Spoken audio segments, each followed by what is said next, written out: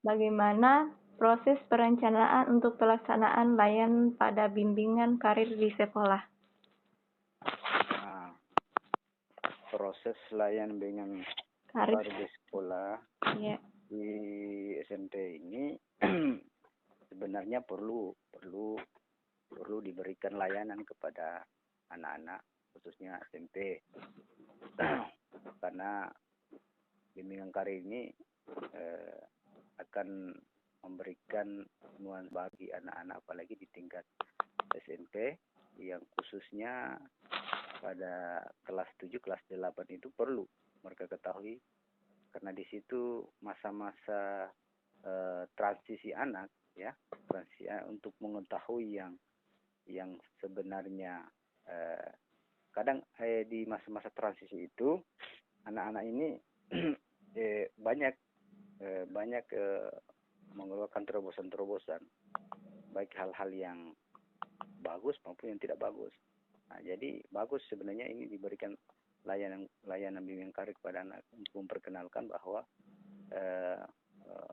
pengenalan pekerjaan-pekerjaan di dunia kerja sebenarnya penting untuk mereka ketahui supaya mereka bisa membuka wacana bahwa pekerjaan yang pas untuk kebutuhan mereka ke depan seperti apa ya, itu sangat penting. Nah, kemudian kendala kami di sekolah sini di SMP khususnya SMP 2 Bungku tidak adanya diberikan jam khusus untuk guru BK sehingga bimbingan karir itu layanan karir itu kepada siswa tidak terlaksana dengan baik, tidak efektif maksudnya. Jadi itu saja yang mungkin saya bisa sampaikan. Untuk hambatannya kami itu situ tidak ada karena tidak adanya jam diberikan di sekolah. Iya Pak, bagaimana saran Bapak untuk kedepannya sekolah tersebut bisa diberikan bimbingan karir pada pemerintah? Saran saya harus mulai dari tingkatan sekolah dulu. Kami harus bentuk namanya musyawarah guru pembimbing karena di Kabupaten Morowali ini yang namanya musyawarah guru pembimbing ini komunitas guru BK belum ada. Artinya harus ada wadah dulu. Harus ada wadah. Yang wadah itu harus ada ketua, wakil, sekretaris supaya organisasi itu terorganisir dengan baik supaya hal-hal yang terjadi di kalangan sekolah khususnya bagi guru BK masalah-masalah yang terjadi di situ mereka akan keluarkan unek-uneknya di situ. Masalah-masalah apa yang terjadi di sekolah? Kenapa sampai contohnya tadi seperti tidak adanya jam? Kenapa harus ini? Ya, apakah tidak bisa tidak bisa sekolah itu memberikan jam seperti guru mata pelajaran lain? Nah, itu sebenarnya harus ada wadah. Itu untuk usulan saya ke depan. Supaya pemerintah membuat kebijakan dalam hal ini di lingkungan dinas pendidikan di Kabupaten Morowali artinya yang atasan dari sekolah-sekolah itu adalah dinas pendidikan kan.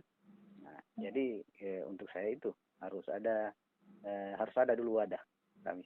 Harus ada kami bentuk komunitas di dalam sekolah itu. Supaya sekolah-sekolah yang ada di Kabupaten Morowali semua khususnya tingkat SMP ini terorganisir semua guru-guru BK-nya. Sudah berapa? Supaya dibentuk itu komunitas supaya kami bisa bersuara nanti untuk menyampaikan aspirasi kami ke dinas pendidikan supaya kami juga diakui. Ya.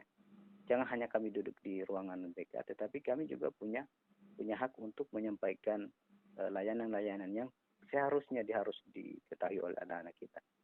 Nah, dalam hal ini bimbingan masih ada bimbingan selain bimbingan karir masih banyak bimbingan layanan-layanan lain yang harus disampaikan kepada anak sehingga anak-anak itu sedikit ada sedikit lagi ada tidak karena kebanyakan di sekolah-sekolah ini kan banyak ada biasa anak-anak yang melakukan pelanggaran karena apa?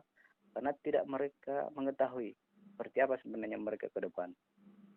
mereka tidak mengetahui seperti apa nanti dunia mereka ke depan.